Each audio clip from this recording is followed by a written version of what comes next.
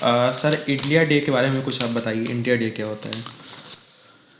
तो India day मतलब जब फाउंडेशन कोर्स का सबसे हैपनिंग टाइम होता है, मतलब क्योंकि उसमें क्या होता है कि रीजन वाइज डिवाइड कर दिया जाता है, जैसे नॉर्थ रीजन, साउथ रीजन और हिमालयन रीजन। तो इस तरीके से रीजन वाइज डिवाइड कर दिया जाता है ऑफिसर्स को, और उनको अपने अपने रीजन को रिप्रेजेंट करना होता है।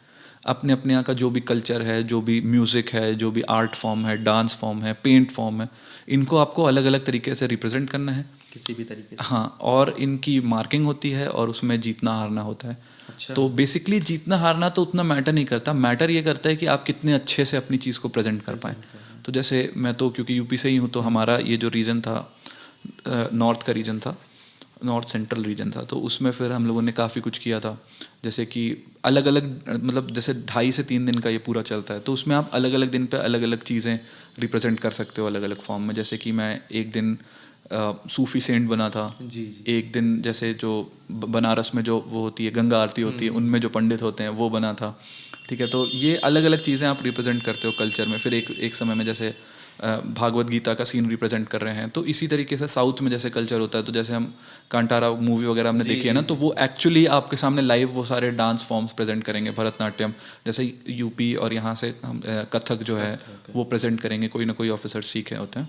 तो इस तरीके से सब लोग कुछ समय में सीखते हैं, एक हफ्ते के अंदर उन चीज़ों को सीखते हैं। ट्रेनर्स आते हैं, आपको सिखाते हैं, आपको प्रॉपर एकदम ड्रेसिंग करवाते हैं, आप ड्रेस वगैरह वगैरह बाहर से अरेंज करते हो, और तो एकेडमी उस सब चीज़ों के लिए आपको प्रोवाइड करती है। और क्योंकि ये बेसिकली एक बहुत ही इम्पॉर्टेंट फंक्शन होता है कि मतलब आप बेसिकली पूरे इंडिया को आप वहाँ देख सकते हो, जी पूरे जी इंडिया का जी। कल्चर सिविलाइजेशन आप पूरा देख सकते हो। तो इससे क्या होता है कि हर स्टेट के जो भी ऑफिसर जहाँ भी जा रहे हैं, कहीं पे भी जा रहे हैं, तो उनको एक दूसरे के कल्चर्स के प्रति बहुत रिस्पेक्ट डेवलप हो जाती है। जैसे कि मेरा रूममेट जो है केरला का था, और तो धीरे धीरे करके मैं उसके साथ रहते रहते जो मलयाली सॉन्ग्स होते हैं वो बहुत ज़्यादा मैंने डेवलप कर लिया, उनका टेस्ट, और मैं वो भी सुनना शुरू कर दिया, उनके डांस फॉर्म कैसे होते हैं वो देखना शुरू कर दिया। नॉर्मली हमें ये सब चीज़ का मौका नहीं मिलता, नहीं मिलता। लेकिन वो इंडिया डे एक इसका होता है। साथ ही साथ इंडिया डे में एक बहुत इंटरेस्टिंग होता है कि डे वाइज और सुबह शाम वाइज खाना भी अपने अपने जगह का बनता है।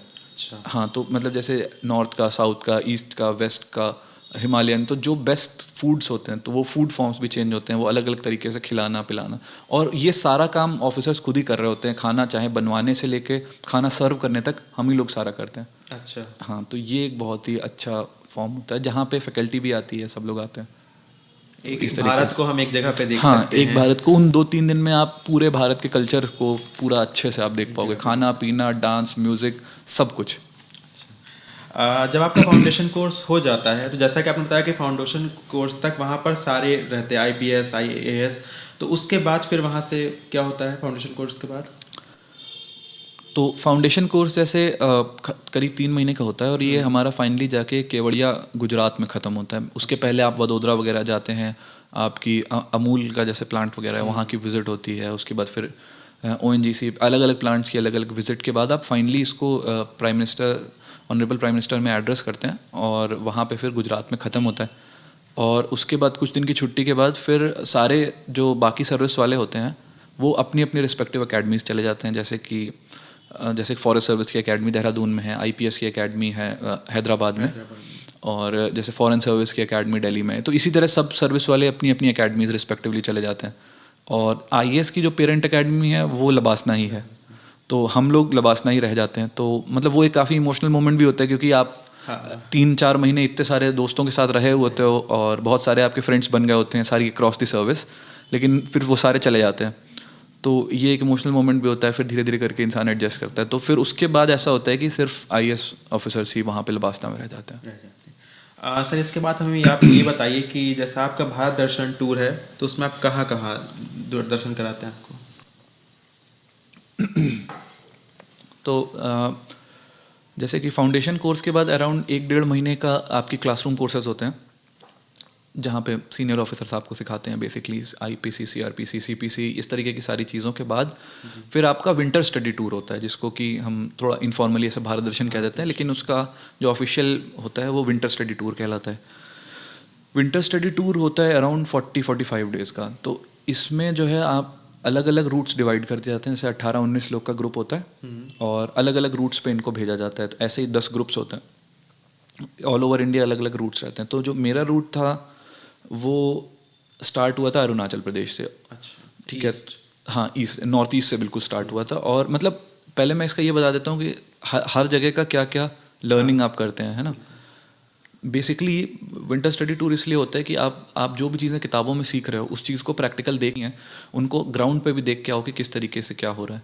और होगा क्या कि ट्रेनिंग के बाद हर ऑफिसर अपने अपने कार्डर में चला जाएगा, तो किसका कार्डर कहाँ है, तो हर किसी की समस्याओं का अंदाज़ा होना चाहिए।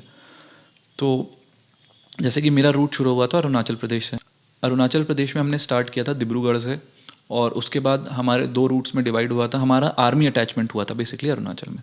वहाँ से एक ग्रुप अनिनी चला गया था, एक जगह है अरुणाचल में, और एक ग्रुप वलोंग गया था। वलोंग से आगे Kibithu is the last village of India, मतलब नॉर्थ ईस्ट का भी ईस्टर्न मोस्ट पार्ट, जहाँ पे मतलब आपको ट्राई जंक्शन दिखता है, जहाँ पे चाइनीज़ बॉर्डर भी दिख रहा है, आपको म्यांमार बॉर्डर भी दिख रहा है। तो हम लिटरली बॉर्डर पे ही रुके थे, एलएसी पे ही रुके थे। मतलब हमें सामने एलएसी दिख रहा था और उसके सामने हमें चाइनीज़ लोग भी दिख रहे थे, उनका कंस्ट्रक्शन होता हुआ दिख रहा था, और हमारा भी, हम यहाँ रुके हुए थे आर्मी के साथ।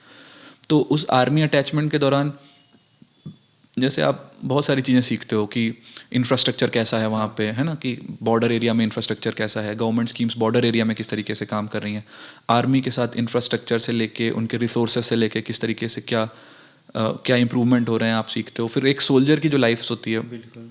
आप उन्हीं के बैरक्स में रहते हो, आप देखते हो किस तरीके से रह रही चीज़ें, आप उनके साथ खाते पीते हो और उनके साथ अपनी प्रॉब्लम्स, उनकी प्रॉब्लम साझा करते हो कि कैसे क्या है।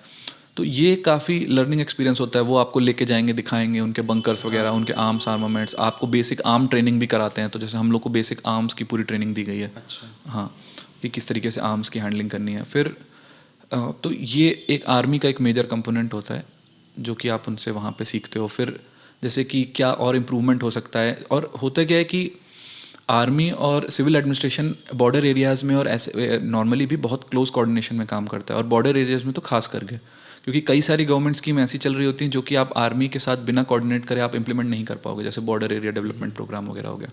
तो वहाँ पे जो सिविल एडमिनिस्ट्रेशन होता है वो आर्मी के साथ ही काम कर रहा होता है, उनके साथ में मिल के। तो ये सारी चीज़ें सीखनी होती हैं।